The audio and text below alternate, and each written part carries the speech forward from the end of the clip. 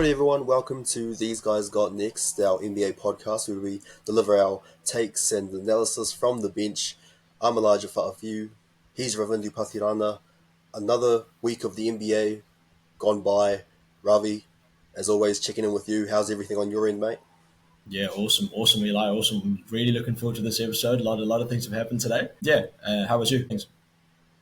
Yeah, no, I've been good. I've actually been a little bit sick this week, but hey, that doesn't stop me from jumping on the pod and delivering our NBA takes and Love the analysis and dedication, man.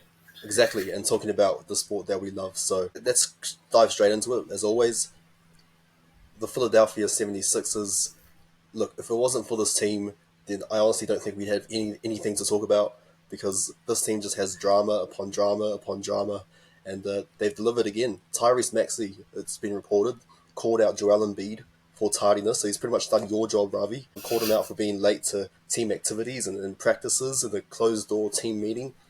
No idea who leaked the information or who snitched. We might touch on that later on, but I guess just your general thoughts on that whole situation. I think that shows a lot of leadership qualities from Tyrese Maxey. Just holding a superstar like Joel accountable. And you're right, man. If it's no Sixers and there's no podcast by the sounds of it, we've covered them on the last 4 episodes. Yeah, I mean this team just keeps going from bad to worse. I guess situations like this really demoralizes the team. Shouldn't have happened in terms of the snitch. Yeah, it's just gonna get it's just a joke almost like in terms of how this is unfolding for them, especially given the position they're in. Yeah, I've got a short list of who I think Mm. is the leak.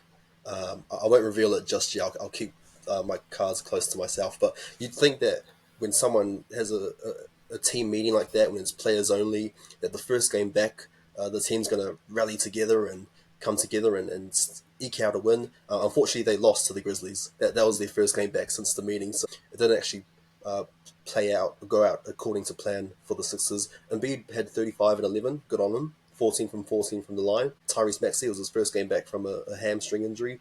But the big news from that game was Paul George hyperextended his knee again. And yeah, I guess if us as Clippers fans looking at the big free agency move by Paul George, I guess as Clippers fans would be sort of counting our lucky stars that PG isn't getting injured under our team watch. So unfortunate for them. Jared McCain, how impressed have you been with him, the guy who's declared that I'm the rookie of the year or he's the rookie of the year, Jared McCain? He's been pretty solid. Yeah, love the confidence, man. Love the confidence. My thing is, Zach Edey's out with an ankle sprain for the next couple of weeks and is going to be evaluated week by week. That's what the coaching staff is saying. So as long as Jared McCain can carry this on, and especially drama going around this team, if he can be that, I guess, consistent performer, good story for the Sixers to come out of this. I guess the silver lining, right, in this dark cloud. So hopefully he continues to shine, and hopefully he can carry on. Well, he's made 20 points, 7 straight games, which is really awesome to see, and breaking some records along the way in terms of franchise record with JJ Redick and Buddy Hield. So that's awesome to see. Yeah, I mean that record is he's made three or more 3-pointers in 8 straight games, which was, as you mentioned, a record previously held by JJ Redick and Buddy Hield. So McCain has that pretty much goes to show how great of a shooter Jared McCain is in his young career. So that's the lone bright spot for the Sixers. But we've already talked about him so much. Let's just move on. Yeah, The just Milwaukee just before Bucks. you do, Eli, are you gonna quadruple down? I know we spoke about this, especially with Embiid not playing back to backs. What are the odds on it now? Yeah, I like how you're holding me to account like Maxey is doing with Embiid. Look, I guess when we talk about doubling down, tripling down, quadrupling down, I made the pick at the start of the season. I can't really go back on it now. Do I think the Sixers are going to turn this around? No. Long story short, no. But look, who knows? There might be the slim chance, 1% chance that Embiid decides to play back to backs. PG's knee gets right, and Tyrese Maxey just goes off and takes another level. But we'll see about that. But the Milwaukee Bucks, I wanted to talk about them because they've managed to turn things around off the back of Giannis Antetokounmpo, who has been ably supported by Damian Lillard. But it's really the Giannis show who's been carrying on his back. And we talked about Jokic as part of MVP. Giannis is doing the same thing. Another big game today against the Charlotte Hornets. And he's been pretty much putting this team on his back. Yeah, absolutely. I mean, he's averaging near triple double over the last little bit. Like we did expect this, I guess, from the start, especially considering Dame's inconsistency and the other guys being away, like Chris Middleton, for example. I'll tell you what, Brook Lopez has looked good. He has, over the last week, especially, putting up good numbers, good boards, even getting shots blocked. So Splash Mountain is splashing. So hopefully that consistency carries on. Just on the game today as well. I just want to shout out LaMelo Ball. Had an interesting week this week. Dropped 50 and 10 today, 100K fine, and he was benched for the last 4 minutes of a game earlier this week. So it's so good to see him turn that around. Yeah, like we mentioned, Bucks look good, and I'm really hoping they push for that top four this season. Yeah, because I know you mentioned before about the Hornets that they were a team that we should be sort of keeping our eyes on a little bit. They may not be like a top team in the East, but they definitely got some pieces there who can help out LaMelo and then Brandon Miller especially. And you've mentioned that in the past, so you must be sort of happy with what you're seeing out of Charlotte. Yeah, 100%. It's a fun team. It's a young team, so it's really good to see they're bringing this, like, I guess, level of street basketball in a way. Some of these shots LaMelo is taking and making, which is just, very I like mean, some of black them are top-esque. terrible shots, but because it's LaMelo and it's like, yeah, I can't explain what it is about him. Other than the fact he needs media training, that's a different story. But what he does on the court, he just like literally right now, speechless. That's how I describe watching LaMelo Ball play basketball. So yeah, You'd imagine someone like Greg Popovich just throw their clipboard or just throw a fit in terms of the way they're playing because it's so far from the fundamentals of the game. Just before we move on, I just want to shout out to Musa Diabate, who is filling out a role, especially with the lack of the big men for the Hornets. This game he scored no points, 11 boards, which was awesome, and he's done this multiple times throughout the season. So there was a game against Pistons, 16 boards, 1 point. There's a game against the Pacers, 15 boards, no points, but 3 blocks. So it's good to see, I guess, that traditional way of I'm going to fill out a role and this is exactly what I'm going to do. Yeah, love to it's like see a that. modern day Dennis Rodman sort of, like when Dennis Yeah, Rodman was just grabbing boards and not doing much else. But that's what you need. exactly. You need a guy who can do that, and Diabate is definitely stepping up in the absence of some bigs there in Charlotte. I briefly want to touch on the Knicks because I know that they lost against the Jazz, but early in the week they had a couple of high scoring games. They put up 134, 138 points. Karl Anthony Towns and Jalen Brunson as a duo, they've looked really strong, both averaging at least 25, and they could become the first duo since Kobe and Shaq in 2002, 2003 to average 25 points each as a guard in a big duo. I guess rather when the blockbuster trade happened with Karl Anthony Towns heading over to New York, is this sort of how you uh, saw things in terms of Cat's role in New York and the numbers that he'd be putting up? One of the things that I really look forward to in terms of the trade was how much the floor opens up for both, I guess, Brunson and Cat, right? We've got to think about when he was at the Timberwolves. Rudy Gobert was just blocking the lane because we know he can't shoot the three, can't do much outside of the paint. So it's really good to see how Cat can work in terms of all the space he has, especially with a point guard and a really good caliber as Jalen Brunson. Shout out to OG Anunoby. Man, he's been playing really well in the last couple of weeks, and the rest of the team are gelling really well together. I know something we spoke about the Knicks defense. They're currently 21st in defense in the absence of like Mitch Robinson and Precious Achiuwa. I was really hoping that the presence or the abilities of Mikal Bridges and OG Anunoby would be enough to get them at least maybe top 10, top 15 potentially. But it seems like, yeah, there's a few things that they need to iron out beforehand. I think Mitch Robinson's the big absence. I think they need him in the interior to help out Cat, like similar to how Cat and Gobert operated in Minnesota. Cat needs Mitch Robinson as the Rudy Gobert, particularly on the defensive end. But offensively, I think they've exceeded expectations in terms of how they were going to go offensively. I think the top three teams in offensive rating are the Celtics, the Cavs, and the Knicks, all in the East. The Knicks can have definitely showed that they can keep up with the top sides in the East just with their attack.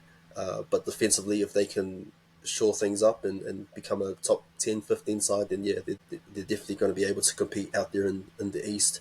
I guess let's briefly touch on the Jazz while we're still talking about the Eastern sides. But the Jazz, they played really well against the Knicks. Like a couple of guys who stepped up. Markiner, I think it was Walker Kessler's first game back from injury, but a few guys there who really played well for Utah. Yeah, definitely. I guess all the big men for Utah had awesome games, like Laurie, Collins, and like you said, Walker Kessler as well. Colin Sexton also had a great game. Just want to shout out to Keontae George. I'm a big fan of him. I know he hasn't had the greatest start for the season, but 11, 4, and 9. Really inefficient. I think he was shooting under 30 or just over 30%. But yeah, really would like to see him produce more. Moving on now to the Orlando Magic, and this is the one team that I'm excited to talk about because Franz Wagner, and I said this during the preseason, that he has the skill set to be the 1B to Paolo Banchero's 1A. And ever since Paolo's went down, the Magic, they lost 4 in a row initially without Paolo. Since then, they've won 8 out of their last 9, and a lot of it has been to do with Franz Wagner and the way he's put this team on his back and shown that he can be that 1A player when needed to be. But also their defense as well, and we know that that's their identity, their defense. I think there's a stretch there of 6 games or so where they held opponents to under 100 points. I think the things that we talked about with the Magic in terms of Franz and their defense, uh, those are really starting to shine through as well. What have you sort of noticed from Orlando during this stretch? This just shows that even without their star player and Paolo Banchero, this team's kind of held together and in terms of producing. Like you mentioned, you made all the good points in terms of how they come up. Mo Wagner as well played really awesome, a really strong contributor off the bench, averaging a career high of 12.6 points, and is among one of the top bench scorers in the league, which really shows that these guys have a really deep roster. I think something similar is that they structure this roster relatively similar. There's some similarities to that of the Celtics, where they have the wing players of like Banchero and Wagner, surrounded by strong defenders. For sure, and we'll keep an eye on Orlando there. The Toronto Raptors, we haven't really touched on them, I don't think, during the season, but they've got a lot of players in there, led by RJ Barrett and Scotty Barnes. I think the fact that their record is 4-12 probably explains why they haven't had too many eyes on them. But who are some of the guys who've stood out, I guess, outside of RJ Barrett, who've really impressed you? First thing I got to say is Jakob Pertl having a very, very good season. He's averaging 17, 11.9 rebounds and 1.3 blocks this season. And he made an interesting comment early in the season. I think it was Media Day, where he said the Raptors as a team aren't going to go for the championship, but should focus rather on the development of their players in preparation for seasons ahead. Which the way these guys are kind of carrying on this season makes a lot of sense. Like you're at 4-12, their last 2 wins have been back-to-back wins. Their losses are at an average of 9.5, with half of them being under 5 points. So it's not like they're losing by large margins. And just in terms of the roster, in terms of kind of going back to what Pertl said, Jakob Pertl and Chris Boucher are the only ones in the top 10 minutes played to have a 7-year or longer career. So I think Pertl makes a valid point where you can see guys like Grady Dick, we can see Agbaji are in the top 5 of the most points per game improved since in their careers. Just while we're on the most improved points per game, Noah Powell, former Raptor, is on there as well. He's second place at the moment, just solely fueled by his spite for PG. Yeah. Addition by subtraction, man. That's what he said. So I think Come on, pal, do it for us. Get the award. Another yes, six sir. man. Yes, sir.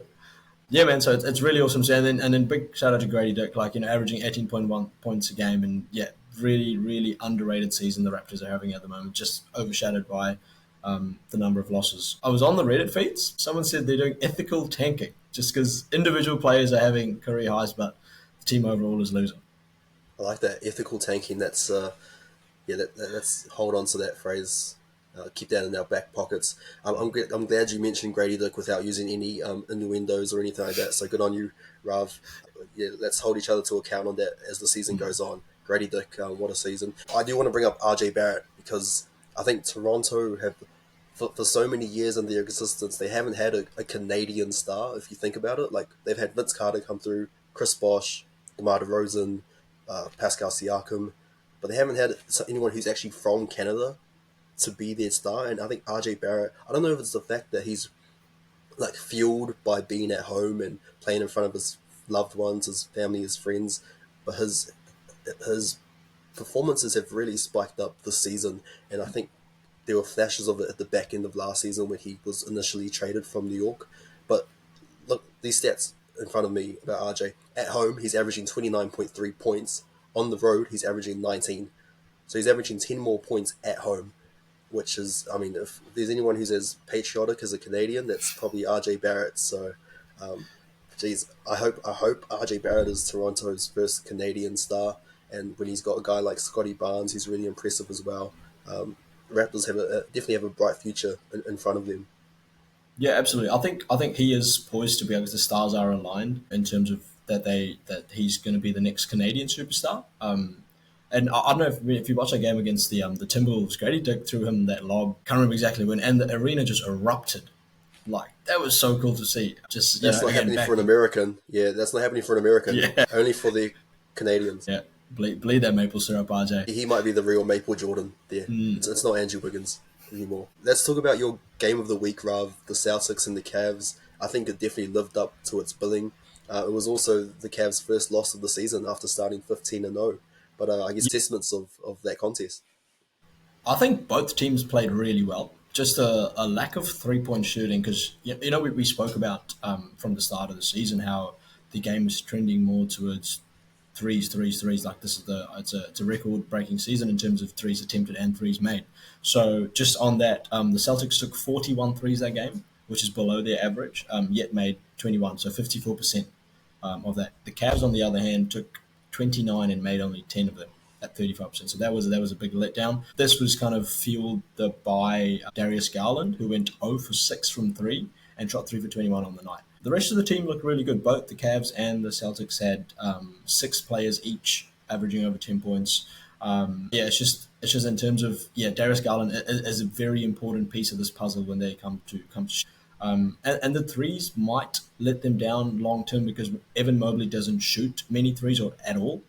Like compare that with Al Horford on the other hand, who looked really good for his age, 38, 39, had 3 blocks on the night, was moving really well laterally. So that was really cool to see. And he just spaces the floor and allows, I guess, the offense to go to work. So could potentially be an option for Mobley to look into further down the season or possibly next season, depending on how they go. I'll say this about the Cavs. They should be definitely encouraged despite losing by just 3 points. Like, considering that Garland had a terrible game and they still managed to lose by only 3 points, I'd definitely it's definitely a promising result if you're the Cavs. So I wouldn't take it as a big loss, even though on the records it will show it as a loss. But I think definitely be encouraged by that result and the fact that Boston just went off from 3, but they've been doing that all season.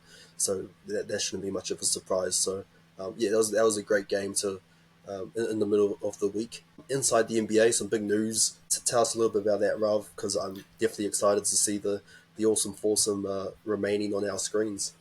Yeah, for sure. So they're so happy to see that the show is going to be kept alive, but it's going to be on ESPN now. Bit of a trade. This was a trade when you think about it because assets got moved here and there. So ESPN ended up getting the rights for the Inside the NBA show. In exchange, they gave 12 football and basketball games across to TNT or Warner Brothers Discovery, however you want to call them. Daylight robbery, in my opinion. Just because they get a great show with 4 guys with great chemistry, have been doing this for close to or over 20 years. I think ESPN definitely won that trade. Very lopsided. Yeah, no, I definitely agree with you. For as much the entertainment value that those guys bring, Shaq and Charles Barkley together as a duo are so funny. Kenny Smith is there to sort of keep things under control. Instigate as well. It's more Ernie Johnson who's keeping things calm and composed within the group. But I'm glad to see that these guys are going to be still running wild, just on a different channel. So looking forward to seeing the future of Inside the NBA. Let's head over to the West now. And it's been a while since we've actually recorded. The last episode we recorded on a Friday. We usually record on a Sunday. Because of that, we missed De'Aaron Fox's little tear that he had, 109 points in 2 days. I was quite impressed. I think De'Aaron Fox is one of the more underrated point guards in the league. So to see him go off as he did, go on a bit of a scoring spree, I'm really happy for De'Aaron Fox. Yeah, man, it's honestly awesome. I've been a big fan of him since he was at Kentucky. Just seeing how fast he moves around the floor and how shifty he is. It's really, really hard to guard. And yeah, I was when the trade happened for Sabonis, in the Tyrese Halliburton trade, I was like, damn, this is going to be so cool because two lefties are two all star type players who are both lefties. So they've turned it out really well. Unfortunately, lost in that 60-point game, but again, won against the Jazz, so that's really good. But yeah, it's awesome, man. Like he's third in total points scored this season, and 16 points per game, and paired up with a guy who's flying under the radar like Sabonis. Even got to take into account, DeMar DeRozan was out as well. So once he's back, once these guys gel together, yeah, these guys could go deep. While we're on the Kings, I do want to bring up they unveiled a mascot as part of their City Edition jerseys. They called him Roy Owl, which, if you don't know the link, the Kings team used to sort of be the Cincinnati Royals when they were relocated in Cincinnati. So they named the mascot, they brought out a mascot named Roy Owl, which is so cringe, like even me just saying it. But the backlash was so terrible. Like the Aaron Fox's reaction, a reporter showed him a photo of the mascot, and he was like, "What the is that?" It looks like someone that could work at a fast food restaurant. That's pretty much what he said as he was walking off. So, which I mean, if you haven't seen the photo, it definitely looks like someone who could work at Burger King or something. Like, could definitely be throwing whoppers in the stands or something like that. So immediately after that reaction and from the fans as well, they pretty much booted it. So there's no Royale anymore. We're back to Samson the Lion over in Sacramento. So guts for Roy. Oh, we'll keep Samson, man, because yeah, that was terrible. Because even before watching that interview with Darren Fox and the reporter, my mind initially went to, oh, this literally looks like something from the fast food chain. Yeah, for sure. I mean, I'm trying to imagine bro like lighting the beam, and he's got like Whoppers in one hand, uh, BK chicken in another hand, a barbecue rodeo on his head or something. Like it's just I can't even.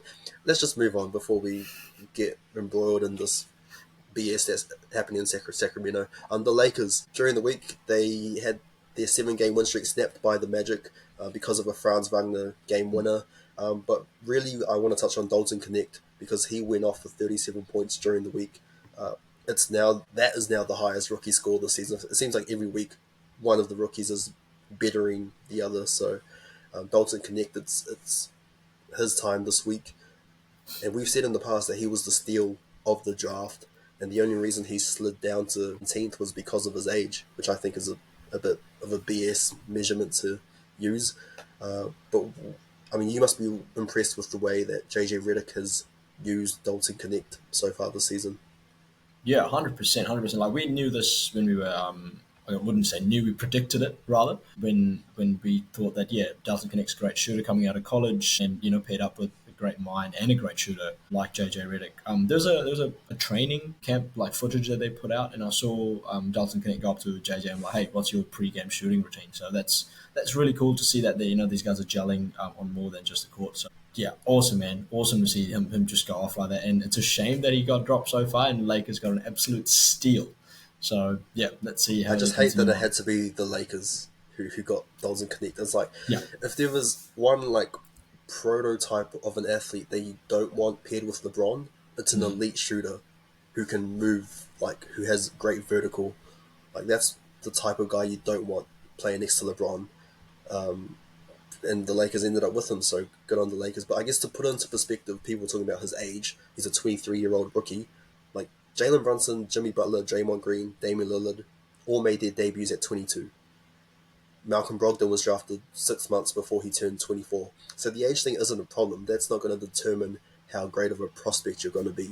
So I just think the fact that he slid because of that, I think it's a little bit BS. But it should have been based on impact or prospected impact of a player on the team, not the age. yeah, because I think people view, like, they look at upside, right? If they look at Mm, a 19 or 20-year-old coming out of college, it's like, oh, this guy's got more upside. And mm. because of that upside, it's higher than what we already know about another prospect. And like if you used your eyes, like, you could see that Dalton Knecht was a great prospect. So I mean, you would have thought that someone would have taken him higher. perfect example, Reed Shepard. Like great shooter, great player out of college. Rockets picked him because of the upside. Hasn't shown. Like, let's compare it to Dalton Connect to Reed Shepard. Reed Shepard's still a great player, But again, it's the upside compared to immediate impact. So I think the Lakers made a hell of a pick, and unfortunate, like you said, that it went to the Lakers. Let's move on to the New Orleans Pelicans because, well, they've had an interesting week themselves. They had 9 players out during the game against the Cavs. A couple of them have slowly started to come back. So Brandon Ingram and Jordan Hawkins have pretty much come back, and I think everyone else, except Zion, is pretty much going to come back within the next coming days or weeks. Hopefully, it sounds like Zion's going to be out longer than his initial 4 to 6 week stretch. But they had a starting lineup against the Cavs of Brandon Boston, Alfred Payton, back in the league after 900 plus days, Javonte Green, Jeremiah Robinson Earl, Yves Missy. I'm just going to pause just to let that sink in. Ravi, your thoughts?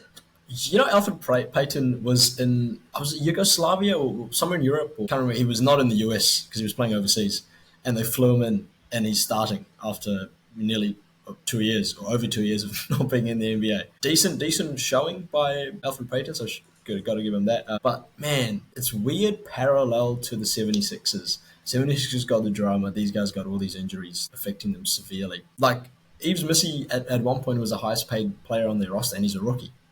Or active player, 90% of their payroll was out injured against the Cavs.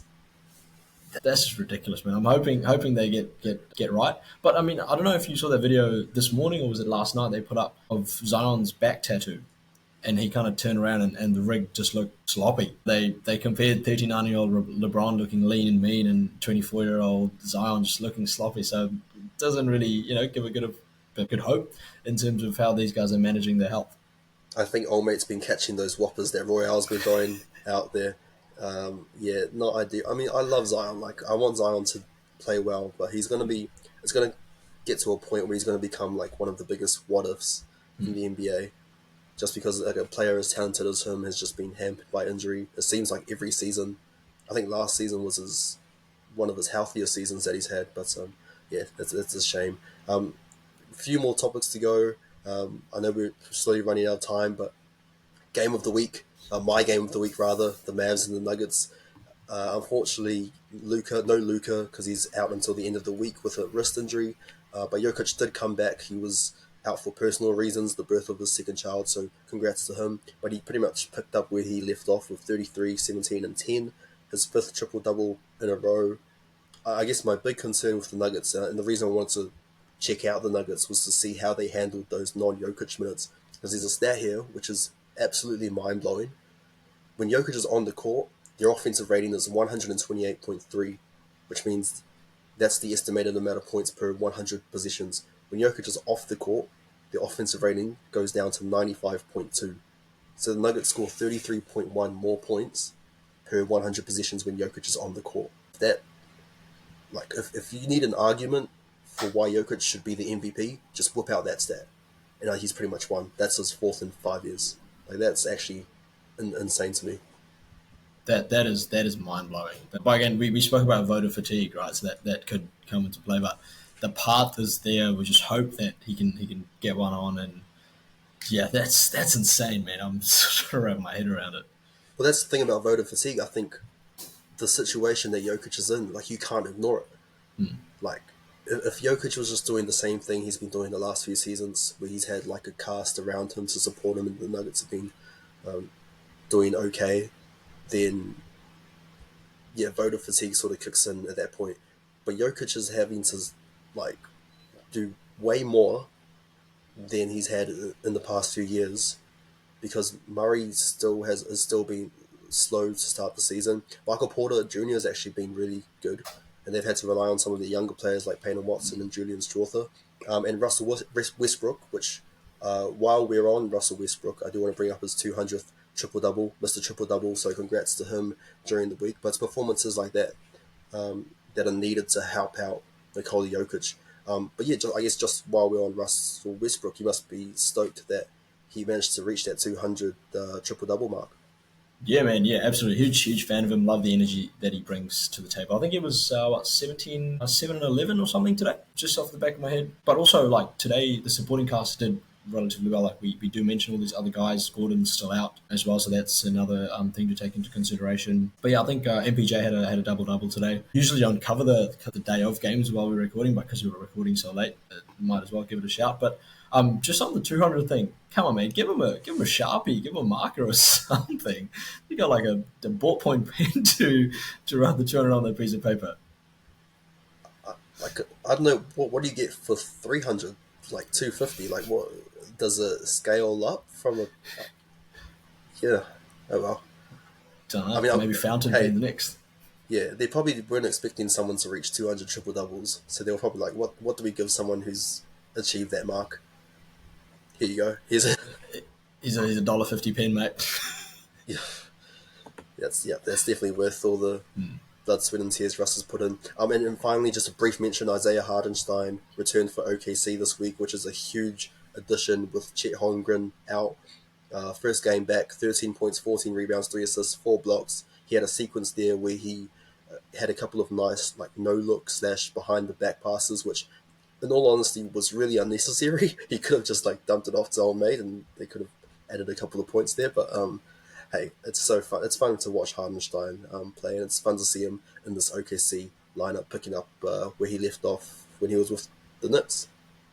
Yeah, absolutely. I mean, it's a fun team, so why not have a bit of fun? And it was Also, against the Blazers, so exactly. Like, actually, I don't mind the Blazers. The Blazers have been a bit of a weird team this season. They've had some wins over some good teams, but speaking of Donovan Clingan, no points and 19 boards today. So playing that role out really well. But surely, score a point, man. You're supposed to be dominating. yeah, there's the real Dennis Rodman there out in Portland. Yeah, that's a hell of a stat line. Couple of segments to go. Now it's time for the shot clock segment. Ravi, you're up this week. I know you want to chat about the good old referees and their last 2-minute reports. So let's just get into it. I'll count you down. 3, 2, 1. Here's the inbound. Thank you, Eli. So the NBA's last 2-minute, the L2M, as they call it, reports do more harm than good, in my opinion. Keeping them private and more focused on fixing the real issues should be something the NBA should be considering. I think, hopefully, under 24 seconds. But I'm just going to give a couple of examples just before I kind of get into the explanation. Giannis versus the Hornets, not this game, but the previous time they played. LaMelo tripped on his own shoes, was ruled against Giannis. Randall, game winner, travel after in the L2M. Tatum's game winner, traveled. Giannis stepped out of bounds against the Rockets just before Dame had their game winner. AD versus the Magic. Goga Bitade swiped at AD, was not called a foul. There was a Detroit out of bounds call with 1 minute 45 left in OT against the Hornets. It just goes on and on. The thing is, like, the NBA introduced these reports back in 2015. Probably to drive clicks and engagement, thinking like the fans would appreciate the honesty that comes out of it and the transparency. And sure, absolutely, we're speaking about it now. People are speaking about it. Social media is buzzing about it. But there is a cost to the other side of it because fans get angrier knowing that, oh, damn, our team lost on a bad call by the ref.